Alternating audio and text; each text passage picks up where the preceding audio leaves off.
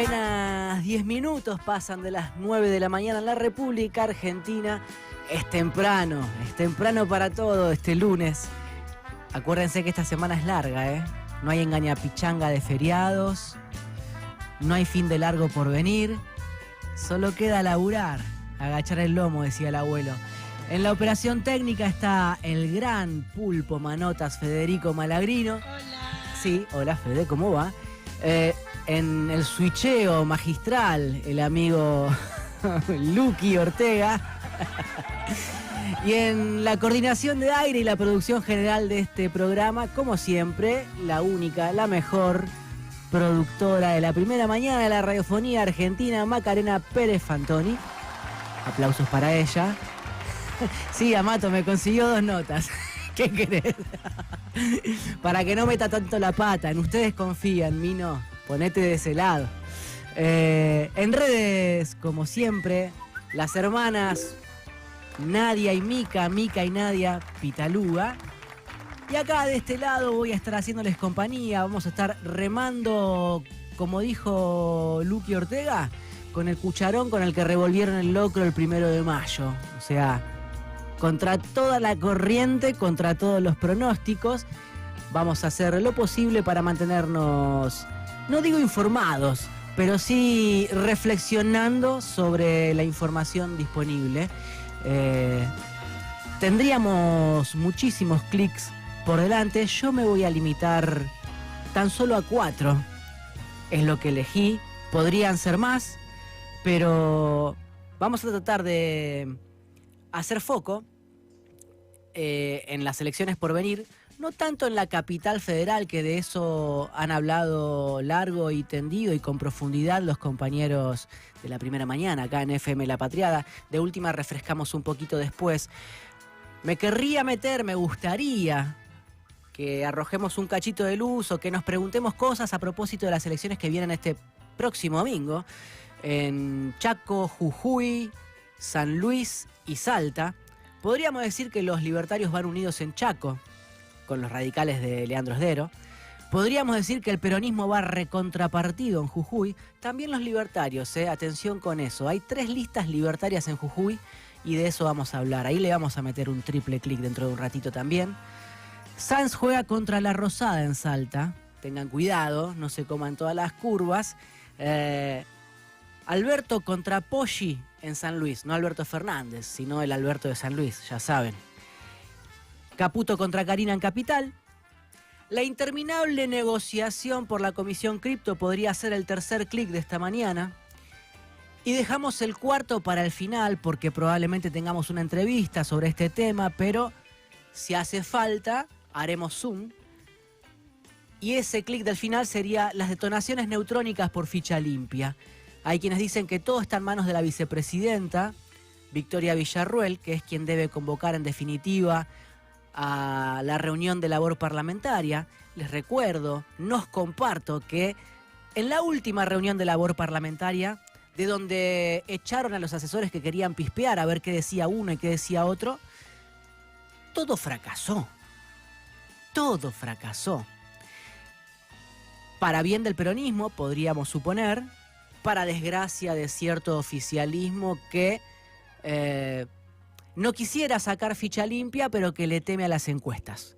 De esto y mucho más vamos a estar hablando en esta emisión grisácea de Triple Clic.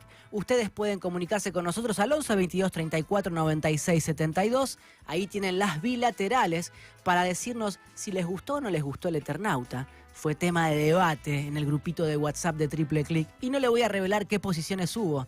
En todo caso, espero las que ustedes tengan y a partir de ahí comentamos. También pueden deliberar, por supuesto, en nuestro plenario de YouTube. Ahí se dan con todo, ¿eh? Se suman, likean, se suscriben y opinan. Que para eso estamos. 9:14 en la República Argentina. Vamos, Fede, llévatelo. Ahora se invierten los papeles del otro lado del vidrio. Ustedes no lo ven porque me están observando a mí en pantalla, pero yo lo que veo es una rotación. Son carrileros que van y vienen, Ortega y Malagrino, van y vienen, suben y bajan. Una articulación táctica muy importante, la verdad. Está operando Ortega y Malagrino switchea. Esto es lo mejor que nos puede pasar, que todos hagamos todo. En un rato conduce Macarena y yo produzco. Sí, claro que sí, se puede. Vos podés, Macarena. 24 minutos pasan de las 9. Es el momento de empezar a desmenuzar el escenario electoral. Creo que hay que hacer una advertencia antes que nada, y es que estamos ante, yo diría, una elección en más de 2 tiempos, ¿sí?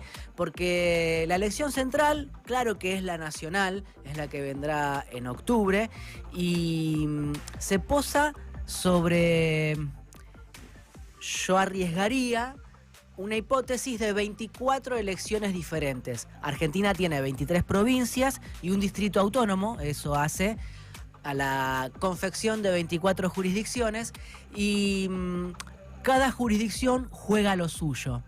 De movida nomás tenemos que aclarar que en la nacional hay 8 provincias, 7 provincias más la ciudad de Buenos Aires, que renuevan senadores, ¿sí?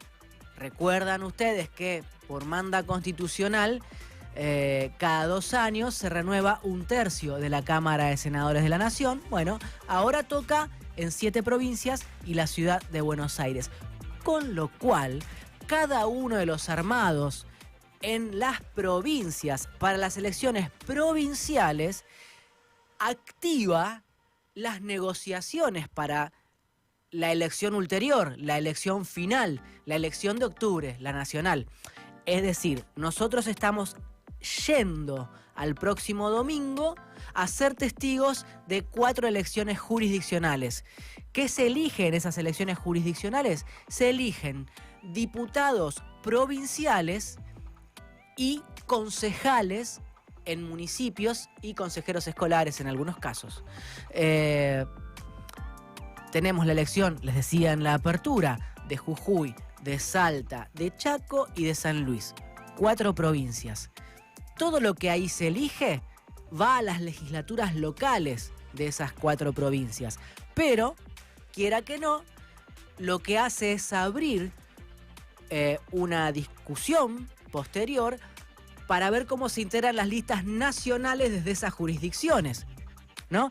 Detengámonos, por ejemplo, en Chaco, que para arrancar, si quieren, como un taquito a lo Driussi, podemos decir que Chaco es una palabra que viene del quechua, origen quechua tiene Chaco, y significa una especie de rodeo. Es algo que practicaban los indios en territorio chaqueño o al sur de América en ese momento, para rodear a su presa y luego cazarla. Era una imposición de un cerco para terminar lanceando o cagando flechazos a la presa que querían cazar.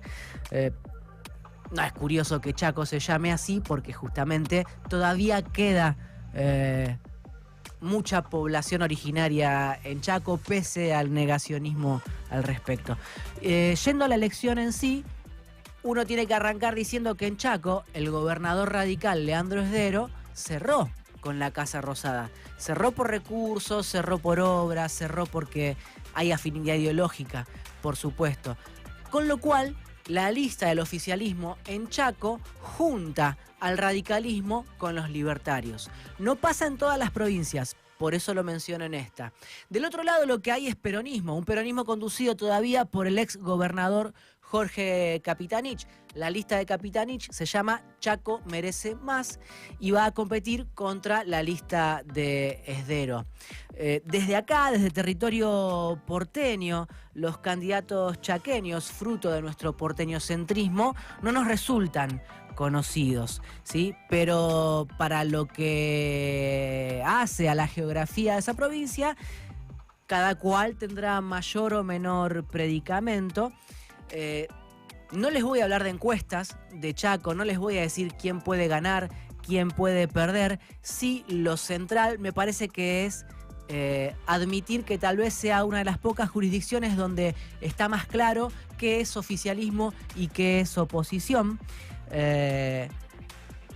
Lo que sucedió en Chaco con el gobierno provincial es de lo más ordenado que le pasó a la Casa Rosada para la negociación o los cierres de listas. Con lo cual uno puede suponer que por lo menos el oficialismo chaqueño llega con algún grado de consistencia o fortaleza estructural. No digo que eso le garantice un triunfo, ni mucho menos, habrá que ver y habrá que contar los votos después de las 6 de la tarde el domingo próximo. Les decía también que este primer cliqueo que hacemos o apretar los botoncitos del mouse, para decirlo en castellano, del ratón, en este primer título incluía también la partición, la disgregación, la descomposición del peronismo jujeño, que es una descomposición que no viene de ahora, que no es, diría yo, resultado del ascenso de Javier Milei. Si yo tuviera que fechar cuándo inicia la demolición o el desmoronamiento del peronismo jujeño, lo fecharía paradójicamente a partir de 2007-2008, cuando empieza a ganar mucha ascendencia Milagros Sala en Jujuy. ¿Cuál es mi hipótesis? Una hipótesis que por supuesto podemos someter a deliberación de nuestro plenario en YouTube o que pueden ustedes contestar al 11 22 34 96 72. Hoy más que nunca porque estoy solo y necesito de sus voces y de su compañía. Pero la hipótesis que yo propongo para pensar lo que pasa en Jujuy es que hubo una interpretación kirchnerista, metropolitana, claro que sí, de lo que ocurría con el peronismo jujeño cuando iniciaba el mandato de Cristina Kirchner o por ahí cuando culminaba el de Néstor Kirchner, y era que las estructuras del PJ jujeño, si hay algún oyente en Jujuy, podrá corregir, aportar, desdecir o lo que fuere que tenga ganas de plantear en este programa, pero las estructuras del PJ jujeño parecían bastante desvencijadas. Y casi que la lectura desde acá era que no se podían tramitar las transformaciones, reformas o la canalización de los derechos que pretendía la Casa Rosada para los jujeños de a pie. Porque ese peronismo jujeño estaba controlado, igual que hoy, por una docena de familias, ¿no? Con apellidos importantes o de prosapia peronista en aquel momento, pero que cada vez tenían menos representación sobre la sociedad jujeña, que desde las luchas de los 90 para acá habían encontrado en el piqueterismo una acumulación política importante, una representación social bastante fuerte. Algo de esto se pudo ver en el jujeñazo de 2023. Indios y laburantes cortando rutas contra el avasallamiento de la reforma constitucional propuesta, dispuesta y votada por Gerardo Morales y el PJ jujeño. Es decir, que lo que vimos en 2023 era algo que ya databa desde mucho antes o se podía palpar muchísimo tiempo antes. En ese contexto es que la Casa Rosada inyecta recursos, vehiculiza derechos a través de la Tupac Amaru con Milagros Sala. Y Milagros Sala gana muchísima fuerza social en Jujuy. Y el peronismo sufre un drenaje importante. De manera tal que ese peronismo, a mi criterio, pactó con el radicalismo jujeño y el resultado fue la cárcel para Milagros Sala, la desarticulación de la Tupac Amaru en Jujuy, que era la estructura o el movimiento con mayor capilaridad hasta 2015 en Jujuy. Hay que decir una cosa más de Milagros Sala que me parece importante reseñar, y es que Milagros Sala no era precisamente kirchnerista de paladar negro, ¿sí? Recuerdo que en 2008, 2009, 2010, cuando se parte la CTA, cuando va a elecciones la CTA y propone de un lado a Hugo Yasky como secretario general y del otro lado a Víctor de Genaro, Milagros Sala juega con Víctor de Genaro. se decía en ese momento, con cierta dosis de machismo o lectura pigmaliónica, que Milagro Sala era un invento de Genaro, ¿no? O sea que Milagro Sala había aprendido a construir políticamente y a organizar al pueblo de la mano de Víctor de Genaro. Me animo a decir que seguramente eso es injusto, pero más allá de eso, repongo una lectura de aquel momento.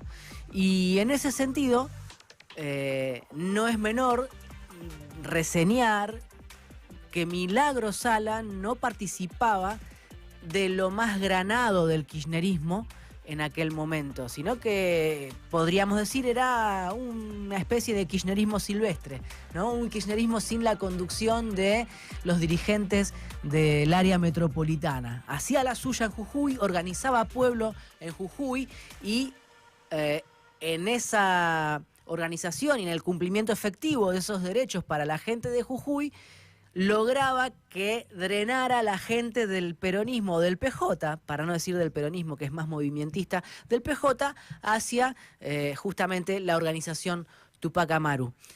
Entonces, ahí para mí está el foco de la tragedia peronista de Jujuy. Quedó en manos de pocas familias, cada vez con menos densidad social, y el peronismo termina perdiendo en 2015 contra Gerardo Morales, que lo primero que hace es meter presa a Milagro y también, por supuesto, reformar la composición de la Corte Suprema, reformar el Poder Judicial a su antojo para mantener disciplinada a la provincia. Pero ¿qué pasó después? Porque uno podría decir que hace eso, pero que igual el pueblo se levanta contra Gerardo Morales y pierde el radicalismo en las elecciones. Bueno, no sucedió de esa forma, tuvo 2 mandatos y hacia 2023 se cristalizó esa batalla campal en las rutas de Jujuy que les mencionaba hace un ratito tras la reforma constitucional. La reforma constitucional o la fuerza que aglutinó el radicalismo para esa reforma constitucional tampoco fueron una novedad en el 23, sino que para mí parten de ese huevo de la serpiente, de ese PJ desmadejado, ¿sí? Y hay un actor central de ese PJ que se llama Rubén Rivarola, alguien a quien hemos mencionado muchísimas veces en esta radio, porque es el titular, era el titular del PJ jujeño, el jefe territorial del PJ en Jujuy, y además de ser un dirigente que cuenta con intendentes y concejales que le responden allá en Jujuy, es un empresario, ¿sí? Y las empresas de Rubén Rivarola han hecho negocios con el radicalismo de Gerardo Morales, negocios con el Estado jujeño en manos del radicalismo. Tenía galpones que, por ejemplo, alquilaba para la vacunación durante la pandemia, y tenía otro tipo de emprendimientos. Es dueño del diario El Tribuno de Jujuy y también de otros soportes mediáticos, con lo cual logra predicamento en Jujuy a partir de los medios de comunicación. Ese hombre, Rubén Rivarola, fue fundamental para la legislatura jujeña de Gerardo Morales, ¿sí? Así como ahora a nivel nacional se ve con tanta claridad cuando hay gobernadores que mandan a sus legisladores a acompañar en las iniciativas parlamentarias al gobierno nacional, lo de Jujuy, podría decirse, fue laboratorio de esto que vemos a nivel nacional también en ese sentido, porque Rubén Rivarola, como diputado provincial, ha prestado sus votos al radicalismo de Gerardo Morales. Y digo más, fue fundamental con su voto y el de sus colegas del PJ para la reforma constitucional que expoliaba a los indios jujeños, que les quitaba sus tierras en 2023.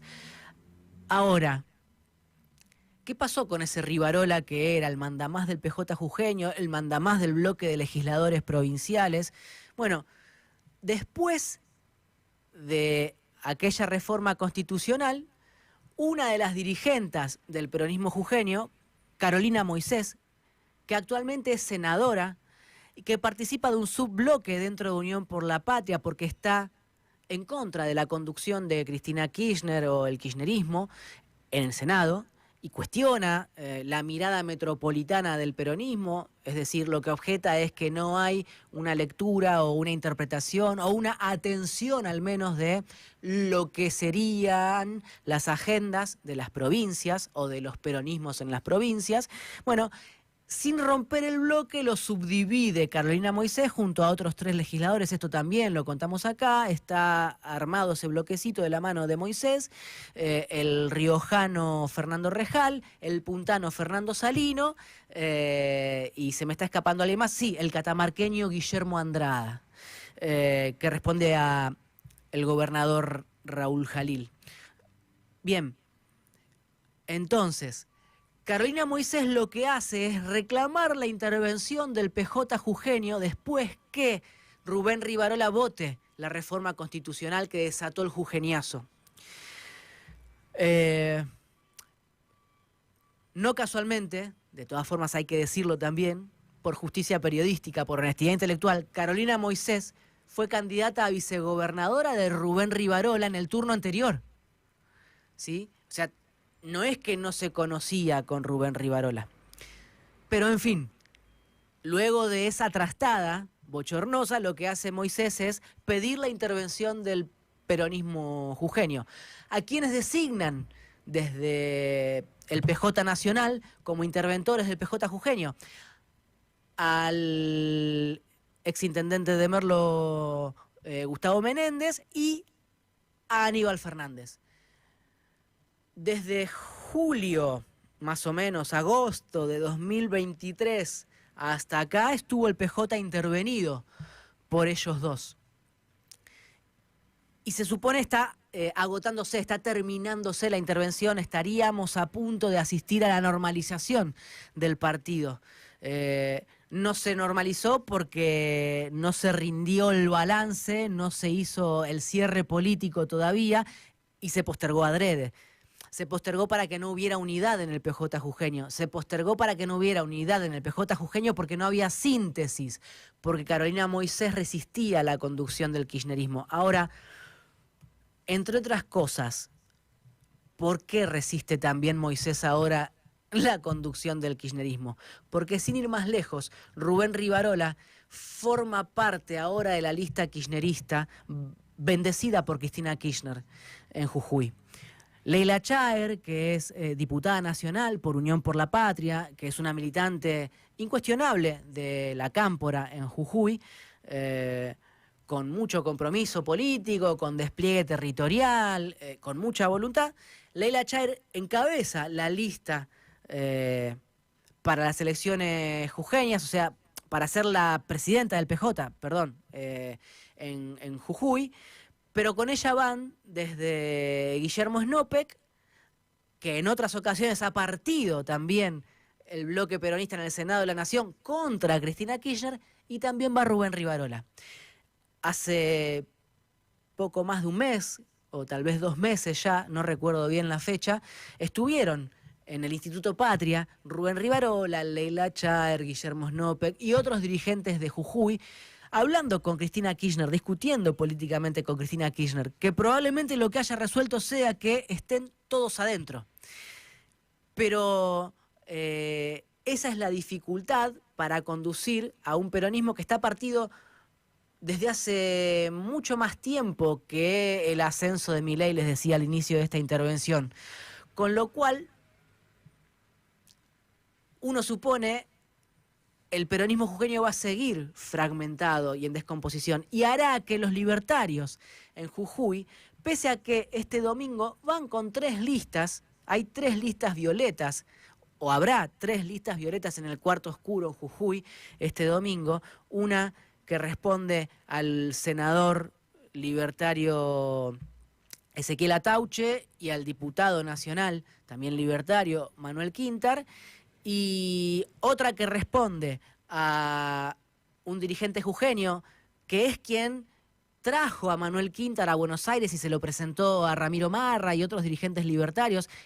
Se llama Rubén Sánchez, y que encabeza una de las listas libertarias por fuera del armado de Atauche y Quintar, y otra más, cuyo nombre no recuerdo, pero que también va pintada de violeta, ¿sí? O sea, hay 3 listas libertarias para este domingo, hay 2 listas peronistas en Jujuy para este domingo. La descomposición en Jujuy parece llegó para quedarse y es mucho más complejo que una lectura sobre la aceptación de los designios para enderezar u ordenar el PJ, o para disciplinar o no la lista jujeña de los libertarios. ¿Por qué digo esto? Porque los radicales en Jujuy y los libertarios en Jujuy no necesitan ir en una sola lista ahora, a diferencia de lo que uno podría suponer que sí precisa el peronismo en cualquier jurisdicción. A ellos les alcanza con sumar de a 1, sumar de a 2, sumar de a 3, porque total en algún momento se van a juntar en las legislaturas provinciales o en el propio Congreso Nacional cuando elijamos en octubre próximo. ¿Cuál es el punto de los libertarios? Ellos quieren dirigentes propios que les respondan a los que están en Casa Rosada en este momento, Milei y Karina, sobre todo, para transformar la estructura institucional argentina. Quieren hacer un cambio en la conciencia de la dirigencia. O sea, están armando algo con dirigentes que ya orbitaron en otras construcciones políticas, pero a los que les quieren proponer un horizonte diferente, mucho más reaccionario, mucho más revulsivo para justamente una sociedad argentina que todavía y a pesar de todo defiende el Estado. 9:45, tenemos muchos más clics por delante. Ahora vamos a una tanda y volvemos con más Triple Click. Las 10 de la mañana, titubeé porque me confundí, iba a decir las 9 casi. Pero no, ya avanzamos casi 50 minutos de esta emisión de Triple Click y estamos en comunicación telefónica con una amiga de la casa a quien cada tanto volvemos a consultar. Como efectivamente es un libro abierto, necesitamos de su mirada para terminar de interpretar algunas cosas o seguir preguntándonos otras tantas. Está en línea con nosotros Natalia Romé, que es profesora universitaria, docente de la carrera de Ciencias de la Comunicación en la UBA. Natalia, buenos días, ¿cómo estás? ¿Todo bien? Ay, yo no te escucho, no sé si hay un problema técnico. Siento un vacío. Ahí Hola. estás. Hola Natalia, ¿cómo estás? ¿Cómo estás? Yo también sentía un vacío tremendo. Es una buena forma de arrancar la entrevista, claro, porque hablamos por eso, lunes, ¿no? ¿viste? Los lunes siempre siento un vacío hasta ahora, no sé vos. Yo arranqué despacito diciendo, che, miren que es una semana sin feriados, está lloviendo, vamos de a poco. Claro, no estamos acostumbrados a esto. Bueno, Natalia, me quedé con algunas inquietudes, incluso tuvimos charlas con la producción y hasta nuestro chat en YouTube está inundado de referencias al Eternauta y la noción de héroe colectivo. Y básicamente te invitamos para pensar juntos la actualidad y algunas cosas que pueden o no estar presentes en la serie de Netflix, pero que en definitiva nos sirven para conversar. Voy a arrancar por lo básico. Vale. ¿Para vos es posible pensar en un héroe colectivo en la actualidad argentina? Ah, bueno, lo básico. Bueno, un puntapié inicial. Ay, no sé, la verdad no tengo la menor idea. Sí creo que hay hay digamos unas napas disponibles, unas memorias, unas tradiciones de composición, ¿no? Y también hay algunas experiencias recientes. No sé, justo lo que estaba pensando es, no sé si la figura del héroe es hoy la más adecuada, ¿no? Porque no sé, a propósito de toda esta discusión, conversación pública que se está dando, también conversaciones privadas de la oportunidad de volver a encontrarse con el Eternauta, ¿no? Porque es un poco eso lo que nos propone la serie, me parece. Y ahí la cuestión es, bueno, si están dadas las condiciones de escucha, ¿no?, para que la historia sea recibida del mismo modo, o en todo caso la trama que propone la historia, su horizonte de expectativa, ¿no? Me parece que ahí hay una gran cuestión para pensar, ¿no? Porque el mundo de fines de los 50 es el mundo que se está abriendo a las guerras de liberación nacional, a procesos de transformación muy profunda. En ese sentido me parece que es interesante, la serie es un síntoma, ¿no? Porque hoy sin duda tenemos una pregunta que tiene que ver con ¿a dónde va el mundo?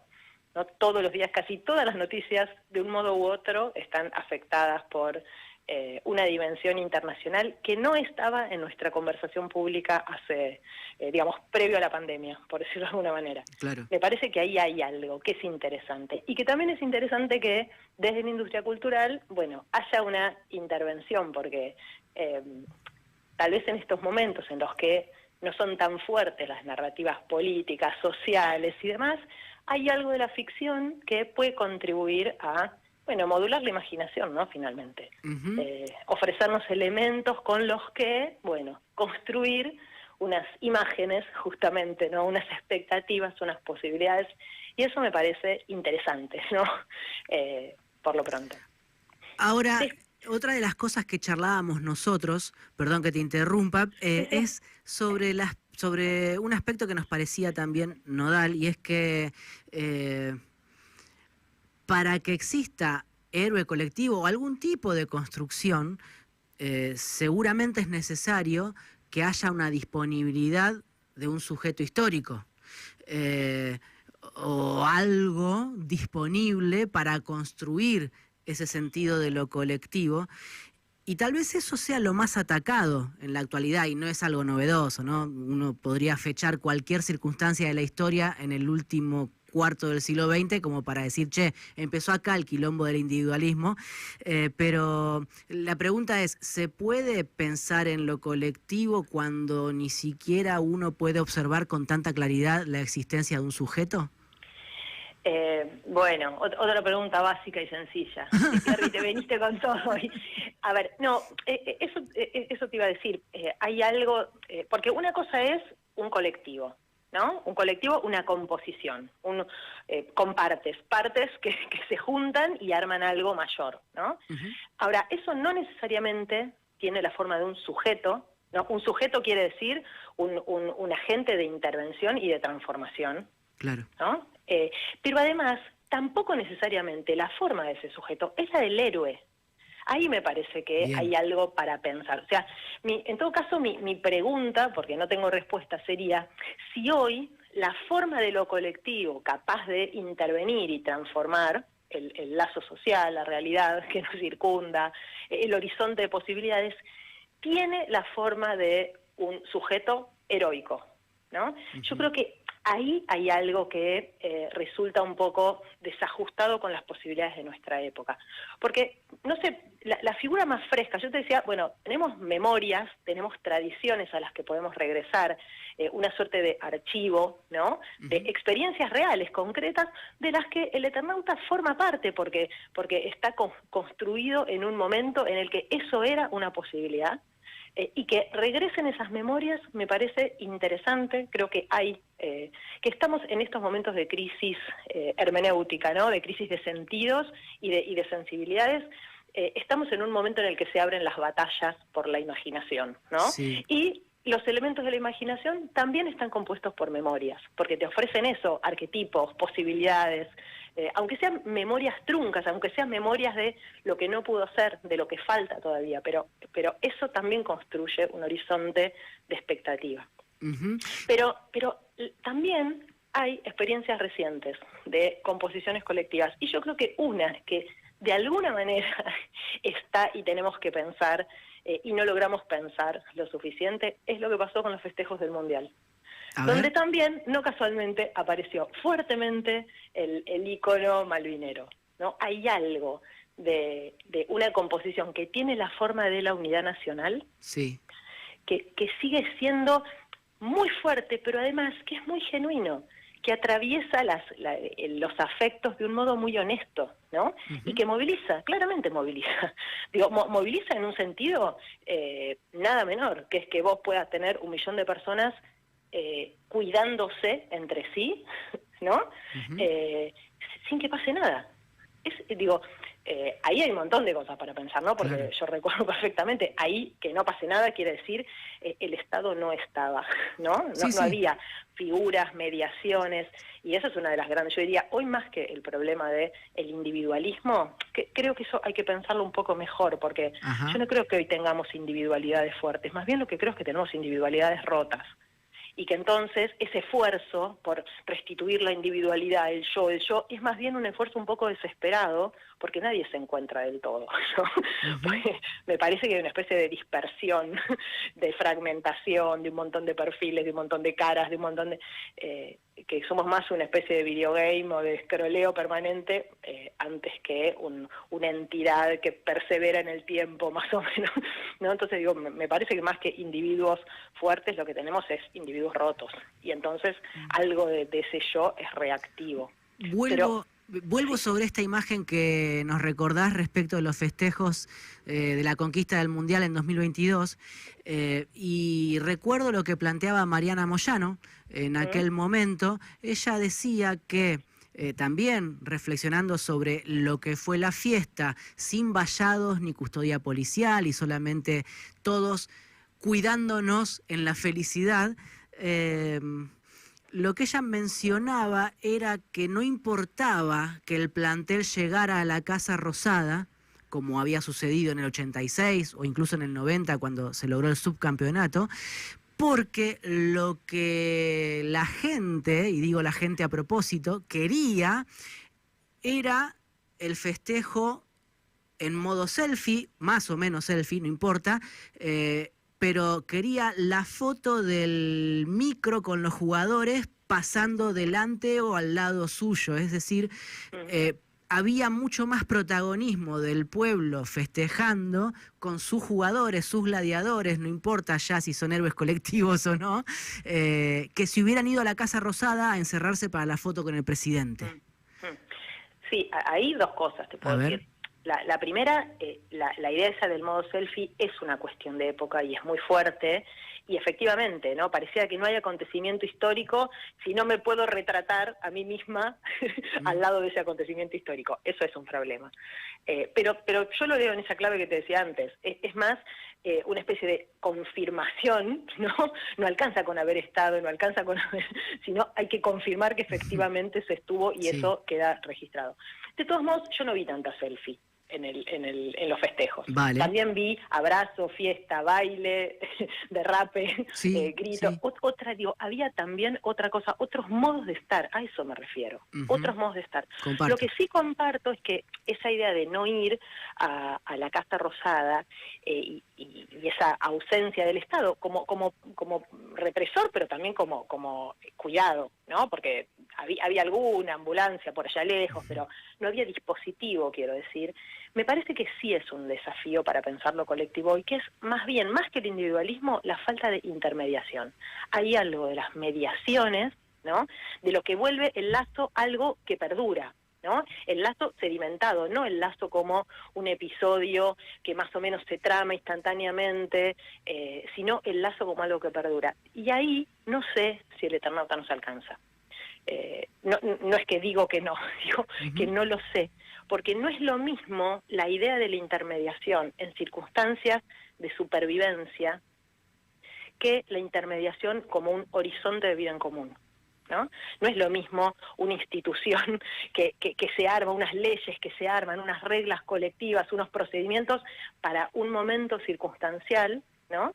Ante una amenaza, ante un ataque, ante un desastre.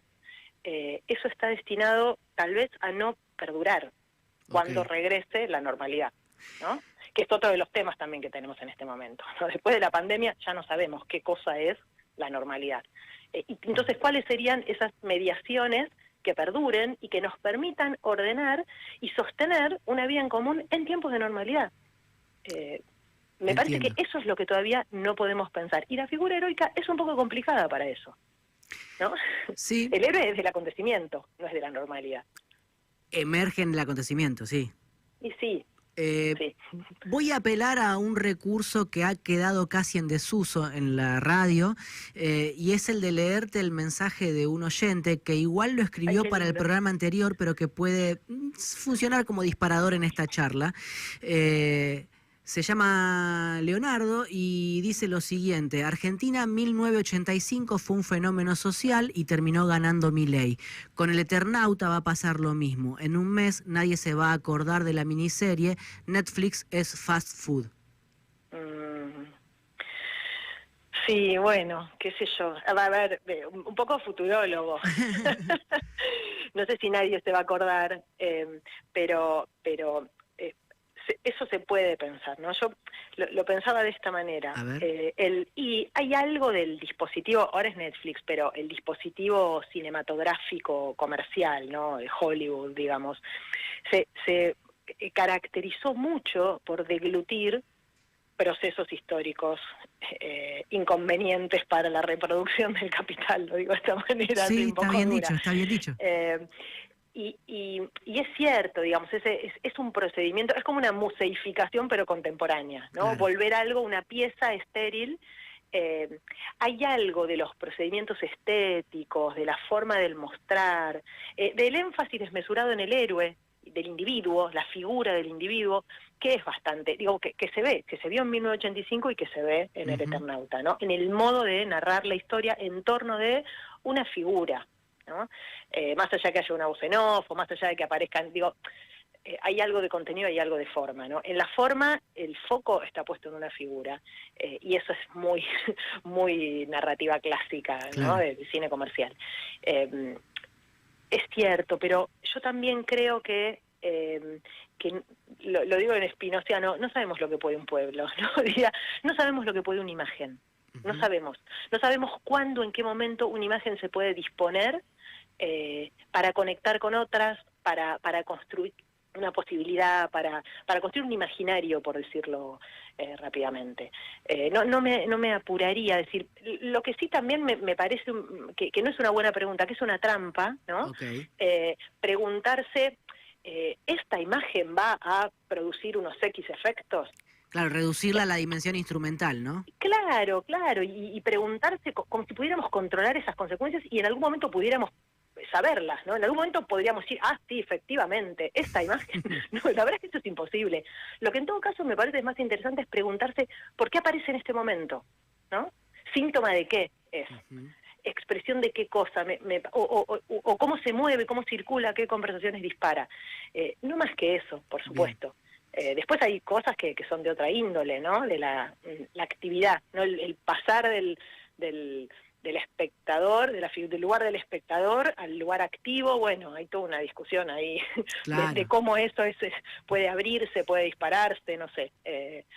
Para el teatro, por lo menos, eso hay toda una tradición muy grande, bueno, qué sé yo, pero son otras discusiones, me parece.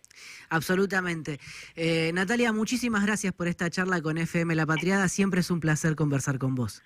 Bueno, un placer para mí, y aprovecho para decirles que me he convertido en una oyente regular de Triple Click, que nada, estábamos esperando un programa así en la mañana, ¿eh? Muchas gracias. Lo digo al aire. Es un honor para nosotros. Un abrazo grande. Enormes. Natalia Romé pasaba por acá, por Triple Click.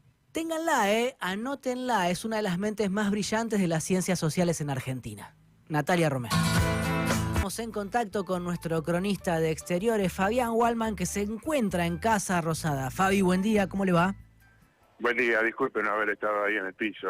Por favor, Cuestiones de fuerza mayor me impidieron el placer y el goce de compartir esta mañana a pleno con usted, Di Pierri. Usted siempre está donde tiene que estar, Fabián, es así. Suena Bueno. tautológico, pero es político lo que le acabo de decir. Mire, yo digo que en este programa de 3 que hacen 2 y a veces 1, sí. Hay dos que miran por arriba, hay dos que por favor, la tienen clara, hay dos que la tienen muy clara. Usted Iglesia. Lo digo en privado, lo digo en privado y lo digo en público también. ¿Qué anda pasando por la Rosada, Fabi? Bueno, me retiro después de una semana. Lo primero que me llamó la atención al llegar a 15 metros de la puerta es que está la bandera que indica la presencia del presidente de la Nación, Javier Milei. Es muy temprano, lunes, está lloviendo, una jornada poco apacible, muchas gotas han caído sobre la ciudad y sobre Olivos. Recordemos que Olivos es un lugar donde el presidente se dedica a realizar únicamente sus actividades privadas, ¿no? Sí. No tiene nada que ver con las cuestiones dedicadas a la competencia como presidente de la Nación. Y en ese sentido es extraño que a esta hora de la mañana ya se encuentre presente el primer mandatario. En general, cuando ocurren este tipo de situaciones, vienen adosadas algún tipo de reconocimiento, premio o entrevista que le van a realizar. Ok. Esto es lo particular que tiene en general la presencia de el primer mandatario, titular del Ejecutivo, poseedor del sillón de Rivadavia en la Casa Rosada en estos momentos. Y en ese sentido también es particular el mensaje que enviaron hoy desde, pertenece a la Secretaría de Trabajo, Capital Humano, sí, en el cual afirman que hoy en la nueva ronda de negociaciones que habrá con la UTA por parte del Gobierno Nacional, no estarán presentes ni Mojeta ni su alter ego, que asumirá el cargo cuando aparezca la renuncia en el boletín oficial del cordobés, claro. Por lo cual sigue todavía siendo secretario de Transporte. Ok. Pierini, no sé si recuerdo mal el apellido, Sí. es el nombrado luego de muchos rumores que vinculaban la salida del cordobesista o ex cordobesista, ya bastante liberal, a su posible candidatura en la provincia mediterránea, por la Libertad Avanza. Una actitud que no sería para nada reprochable de parte de un funcionario que se aleje de su carga pública mientras es candidato, algo que la historia argentina ha manifestado con creces que no se ha cumplido. Bueno, sin ir más lejos, por supuesto, la candidatura de Sergio Massa siendo ministro de Economía, pero el propio Manuel Adorni como vocero. Absolutamente. Y además, no sé, el próximo domingo, Fabi, hay elecciones en Chaco y uno de los principales candidatos de la lista oficialista es Julio Ferro, subsecretario de Legalité. O sea, ahí está lleno de funcionarios de distintas jurisdicciones compitiendo en elecciones. O sea, no hay de qué escandalizarse.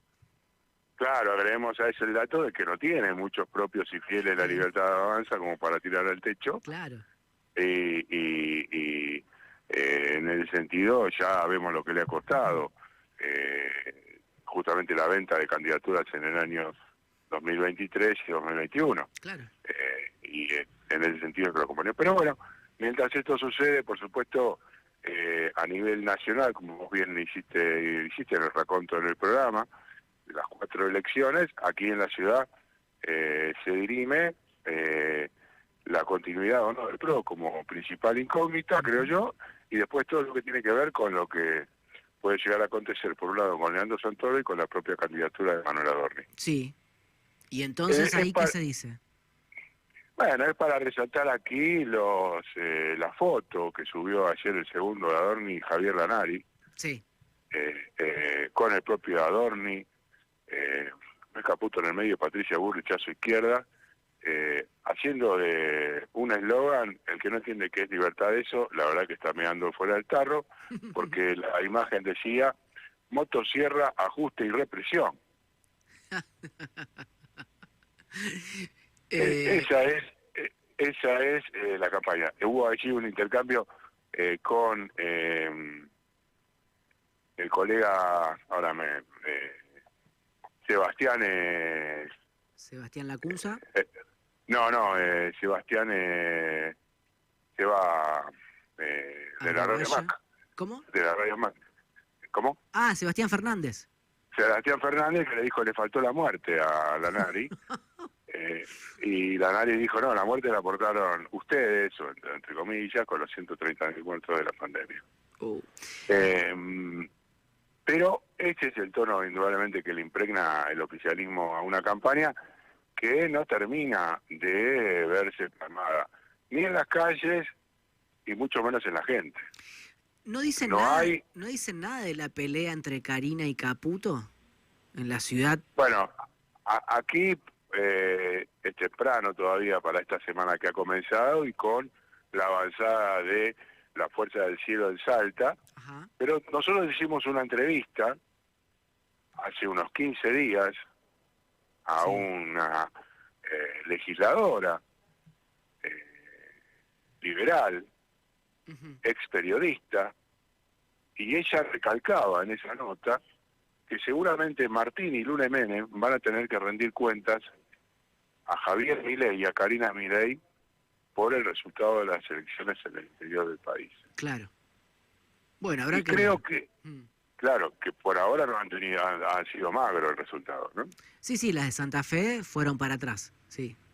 Sí, la única justamente Ujú. pudo de alguna manera salvar los trapos fue Eugenia Rolón, quien alcanzó un 20% en la localidad de San Lorenzo como candidata constituyente y que es nada más y nada menos una más de las fuerzas del cielo, la compañera de Iñaki Gutiérrez.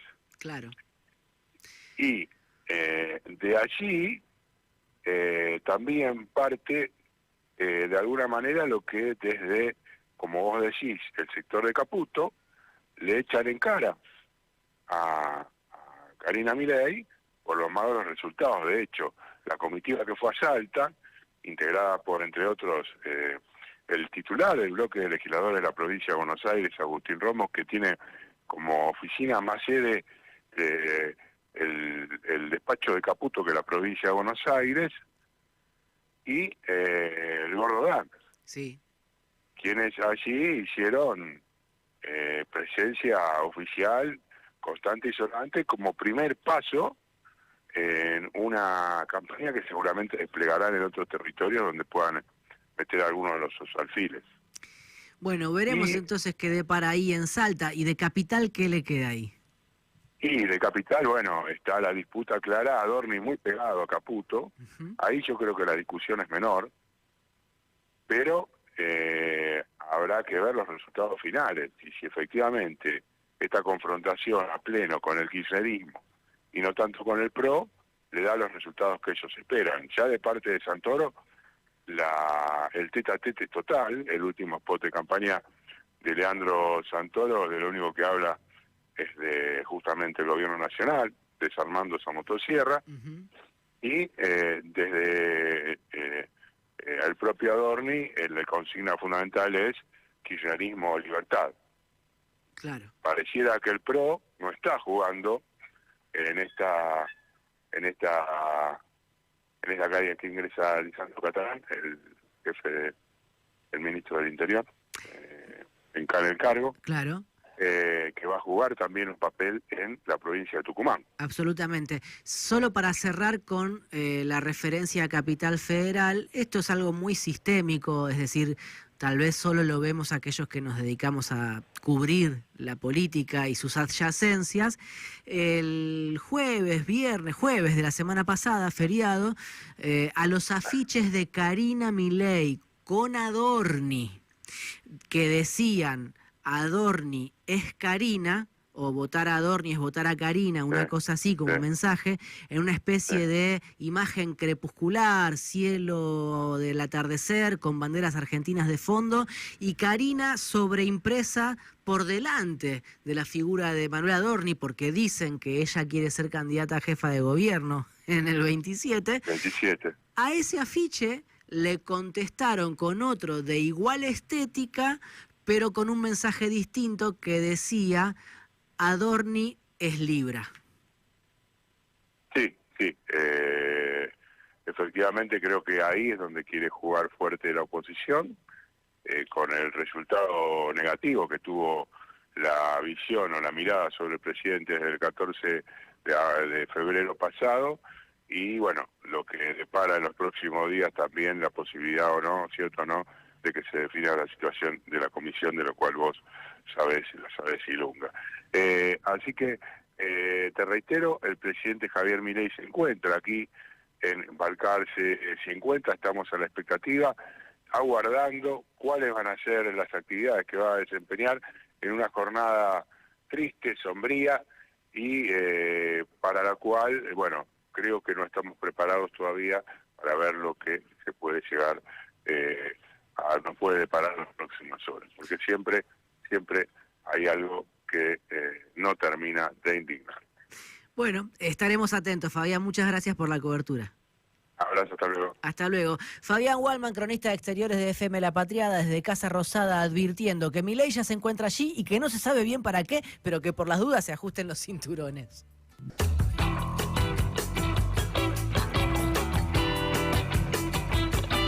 10 horas 31 minutos en la República Argentina, 16 grados 6 décimas en la ciudad de Buenos Aires, y ya estamos en comunicación telefónica con el senador Oscar Parrilli. Buenos días, Oscar. Pablo Di Pierri te saluda desde FM La Patriada. ¿Cómo te va?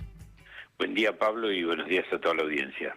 Bueno, muchas gracias por atendernos, Oscar. Hay varios temas que tenemos en agenda. Hay uno que entiendo reviste cierta urgencia para tu provincia en particular.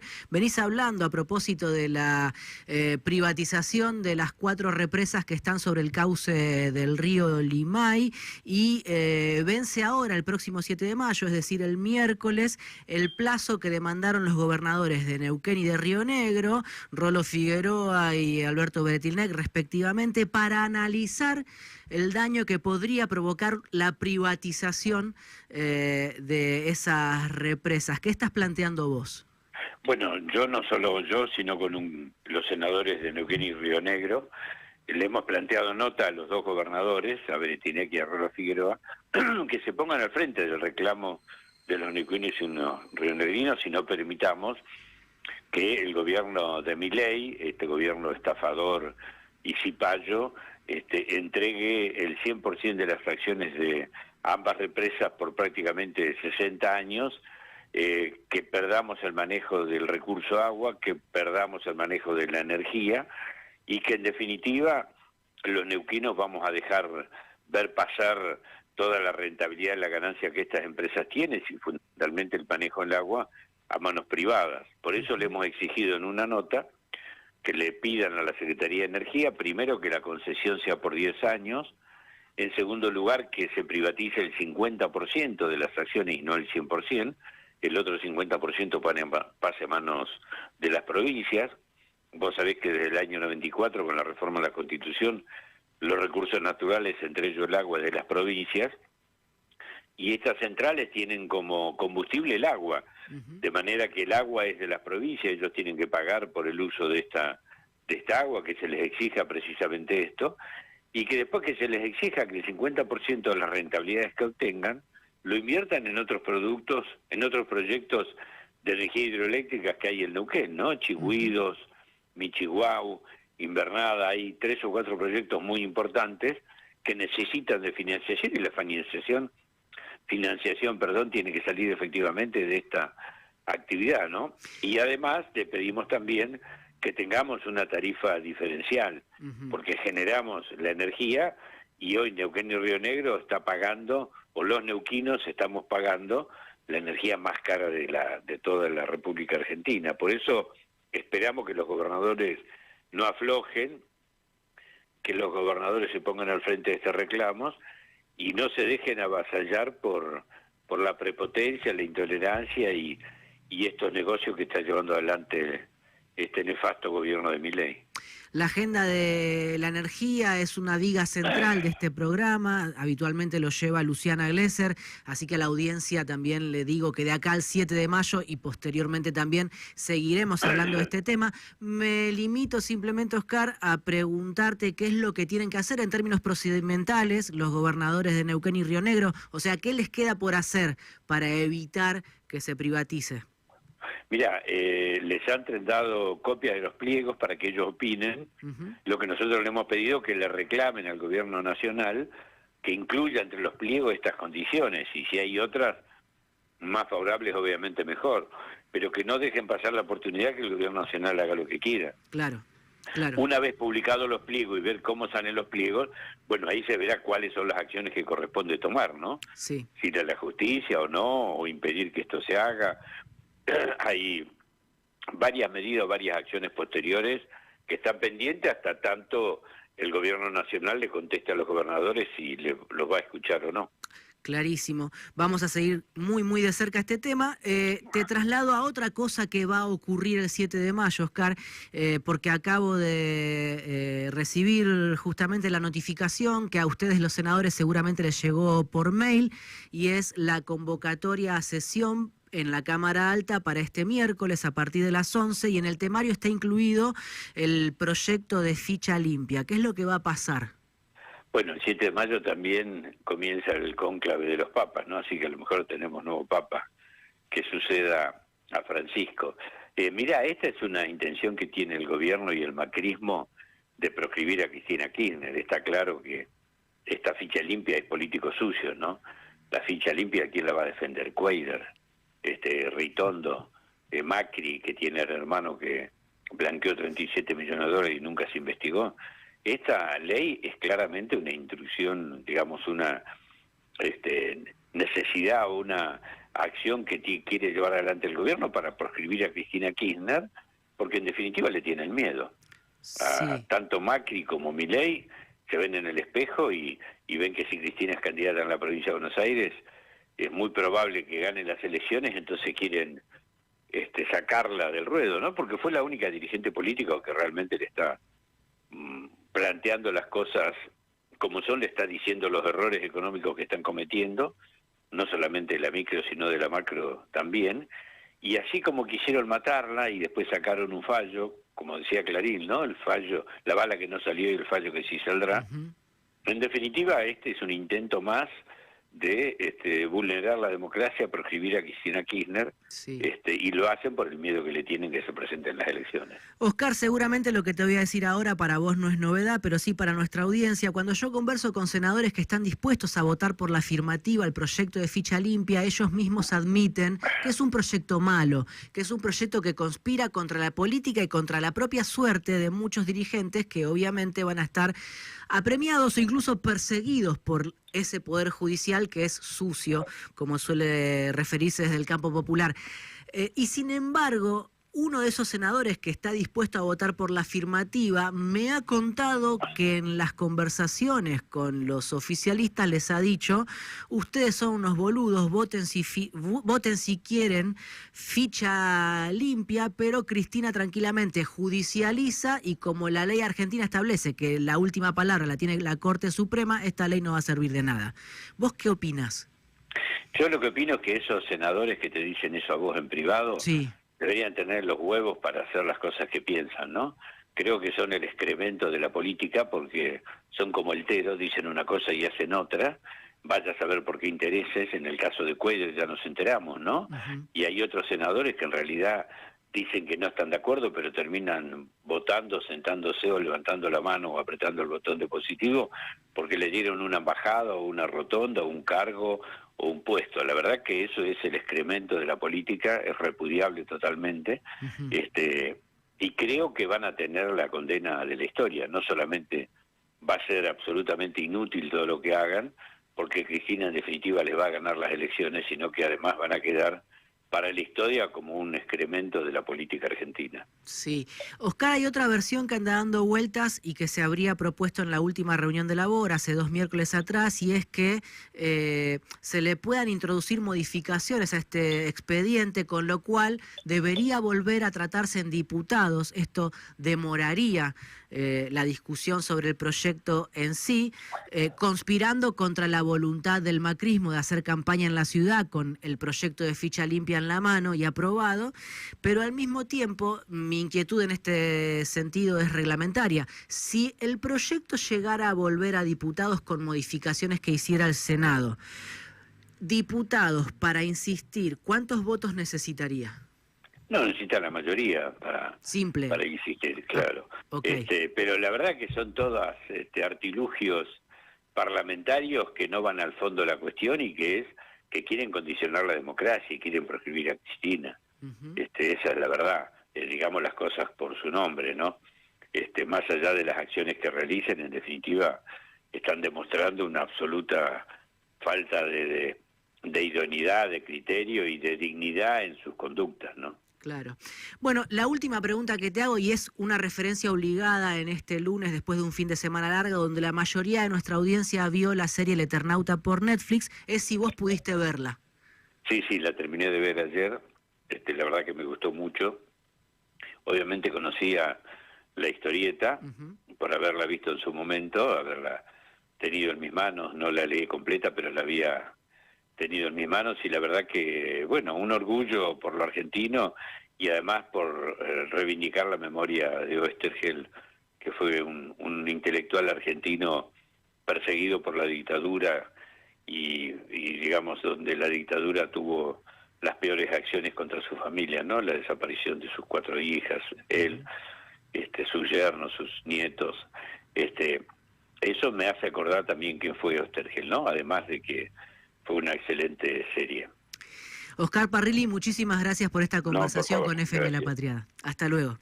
Bueno, el senador Oscar Parrilli, miembro del bloque de legisladores de Unión por la Patria en la Cámara Alta, dejó algunos títulos sobre las represas, sobre ficha limpia.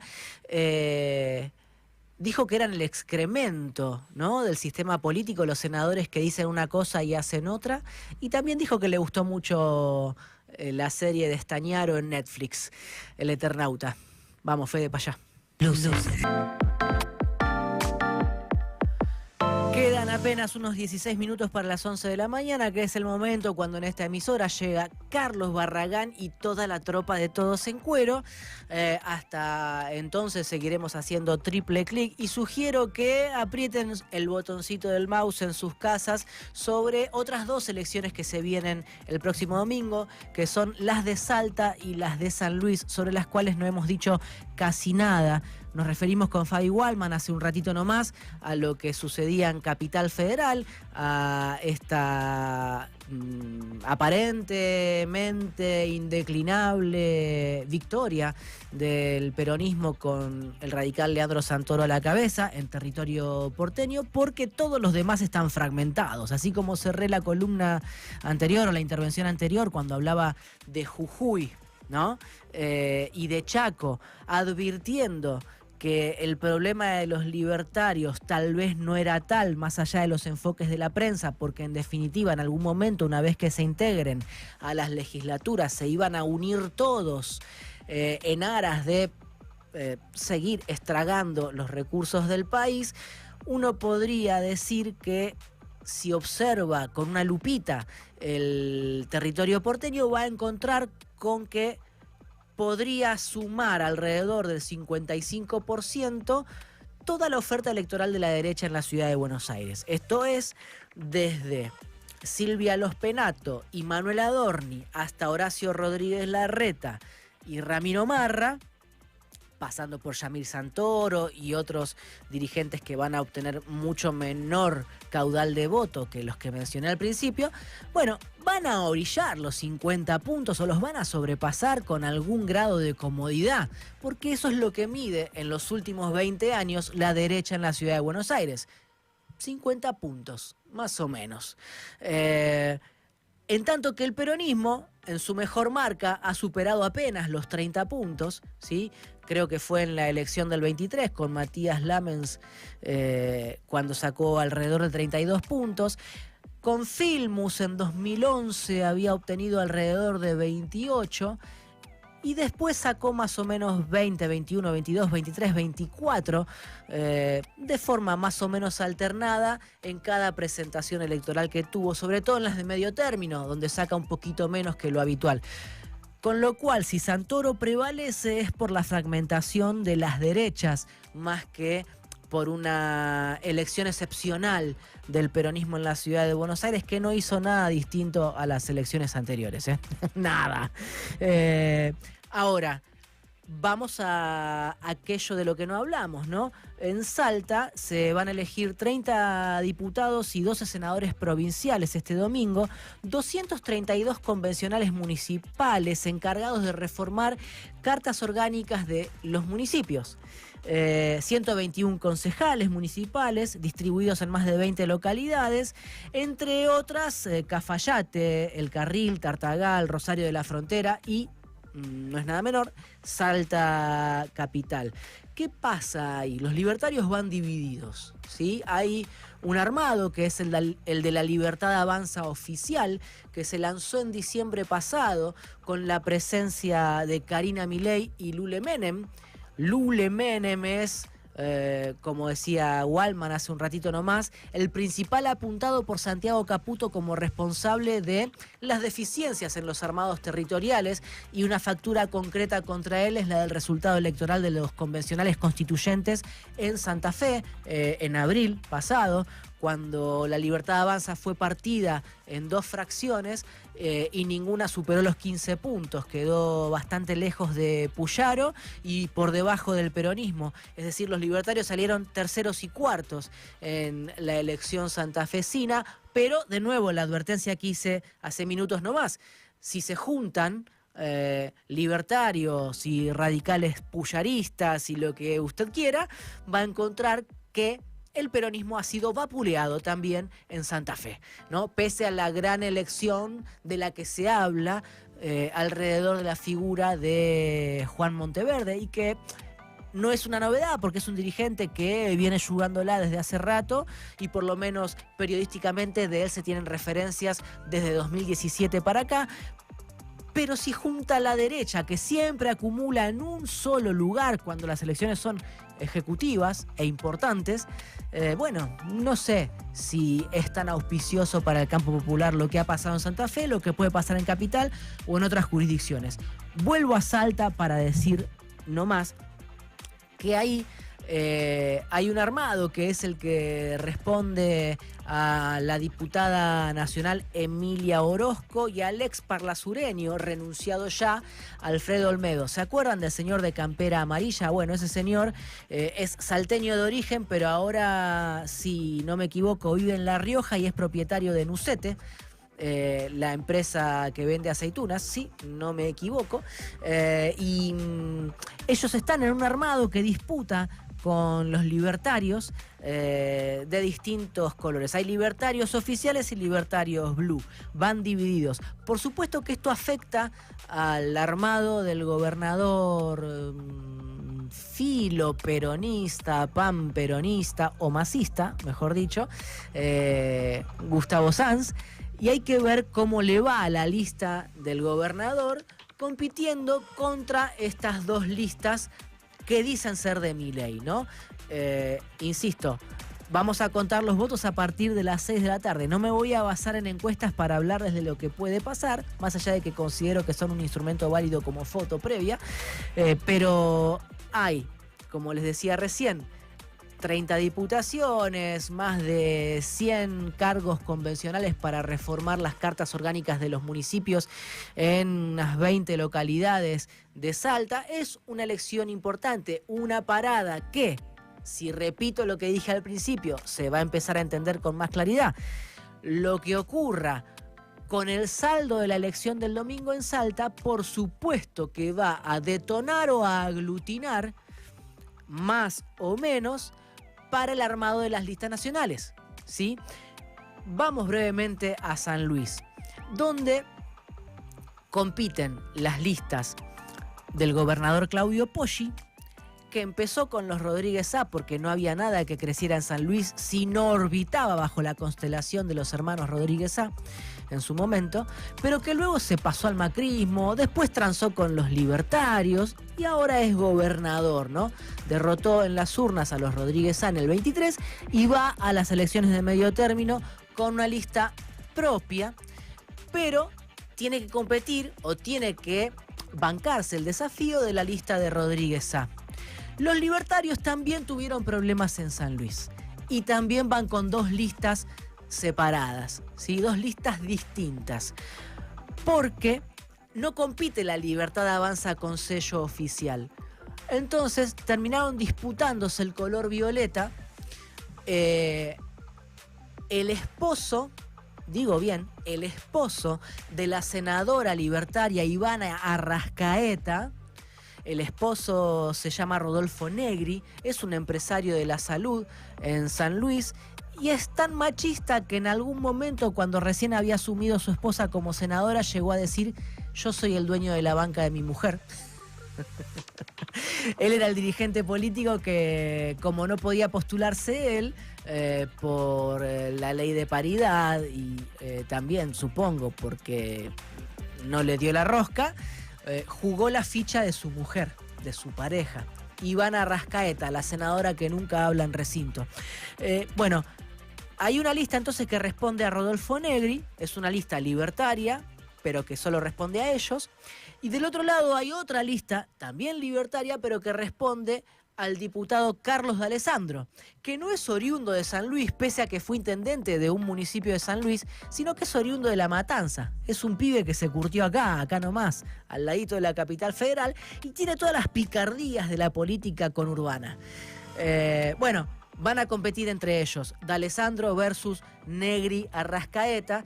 Dirimirán a ver quién está en condiciones de conducir a los libertarios en la provincia de San Luis, pero la pelea principal, entiendo por lo que he leído y por lo que he consultado, o lo que más atractivo tiene, es la confrontación entre Poggi, que fue delfín de los Rodríguez A hasta que se hizo macrista y hasta que después se pasó al libertarianismo, y el propio Alberto Rodríguez A.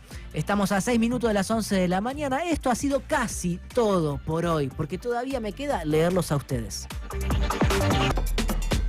Ya casi pisando las 11 de la mañana nos estamos despidiendo, pero no sin antes dar cuenta de alguno de los mensajes de ustedes, que es la forma de intervenir en Triple Click. También, justamente, ampliar ustedes información que nosotros tal vez no demos o no expliquemos de todo, o corregirnos si nos equivocamos, o debatir, ¿por qué no?, alrededor de lo que planteamos. Tenemos mensajes a YouTube y mensajes al 11 22 34 96 72, como este mensaje de audio que dispara ahora Fede Malagrino. A ver. Hola, buenos días. Buen día. Dipi. Sí. Bueno, aquí está a cargo del barco. Nos hundimos. Espectacular como siempre, para empezar bien el lunes en el trabajo. Ahora acá el cabeza del Inta Balcarce. Y nada, unas pequeñas reflexiones sobre a ver, el sí. Eternauta, ¿no? Sí. Esto después lo voy a comentar también en el próximo programa, Todos en Cuero, donde vos estabas antes. Ayer estaba mirando a Borroni y estaba pasando un corto de cuando en 678 estaban como invitados Horacio González y José Pablo Feynman discutiendo, hablando. Palabra mayor. Estaban hablando de Elsa Oestergel, ¿no? Y vos decís, ¿cómo hemos caído tan bajo? De tener a dos intelectuales de la puta madre en un programa excelente como 678 que estaba en un prime time, y ahora en el prime time de la TV estatal tenemos a un sorete que nos habla de cómo hacer carry trade. Fuerte abrazo, sigan así como siempre. Abrazo, sí. Da en la tecla, concuerdo con él. Gracias por el mensaje.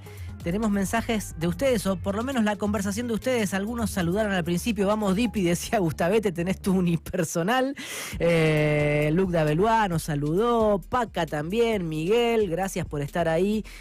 Carlos Esteban dijo que era interesante la entrevista a Natalia Romey, que iba a chusmear si tiene algún libro o algo grabado. Sí, hay muchísimo de Natalia para revisar. Camila dice, buen día. Parrilli, unidad. Ahora es con Axel. Carlos Beutel, en Argentina lamentablemente todo en venta, el país a remate, el demente y la tarotista la están haciendo en grande. Beto dice, muy buenas entrevistas de hoy, gracias Beto querido. Fede Rico, bueno, dice que son claros los conceptos, muchas gracias Fede. Gaxmo plantea que las encuestas son como la astrología, la mayoría se equivoca y algunas le pegan. Mitad y mitad, pseudociencia y pseudoinformación. El humor del pueblo demuestra que desprecia a la libertad avanza y cambiemos. En el ámbito digital puede parecer distinto por los bots digitales y análogos que a estas alturas son más que usuarios reales, pero lo digital es una ilusión de fines manipulativos.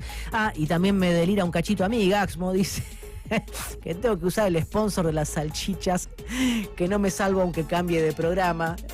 Me quedo, aprovecho esta referencia de Gaxmo para avisarles que me quedo un rato con Barrita y los amigos de Todos en Cuero. Y también hay algunos mensajes de ustedes que han ido llegando al WhatsApp de la radio. Laureano de San Miguel dice: hola, ya que no está Luciana, hoy banca más a Axel Kicillof en su disputa con Cristina. Me gusta porque todos sacan la ficha de más o menos qué pensamos cada uno de los que estamos al aire, y en esa complicidad vivimos todos. Mirta de Mardel dice: hola, bárbaro, nadie habla de las elecciones en otras provincias, todo ambacéntrico. Así es, Mirta, por eso tratamos de abrir un cachito el panorama. Laura de Azul: hola Dipi, qué buen programa, a punto de comenzar a hacer un pastel de papas, si gustan. Claro que gustamos, sí, obvio. Y Susana, que nos dice: buen día y buena semana a todos y a todas, le pide algo a Fede: pinta tanguito hoy en la lluvia, ¿vio? Plantea Susana. Fede cumple, como todo peronista, así que Susana, este es para vos y para todos los tangueros de FM La Patriada. Nosotros nos vamos en la operación El Pulpo Manota Fede Malagrino, Luqui Ortega en el switcheo, estuvo nuestra mejor productora, la mejor de todo el país. No van a encontrar así en la primera mañana de la radiofonía argentina, y se llama Macarena Pérez Fantoni. En redes sociales, Mica y Nadia y Mica Pitaluga. Yo soy Pablo Di Pierri. Mañana se van a encontrar con Luciana Glesser en móvil y Fabián Wallman conduciendo, porque acá todos atacan y todos defienden, todos hacemos todo. Sí, Macarena, vas a conducir un día. Chau.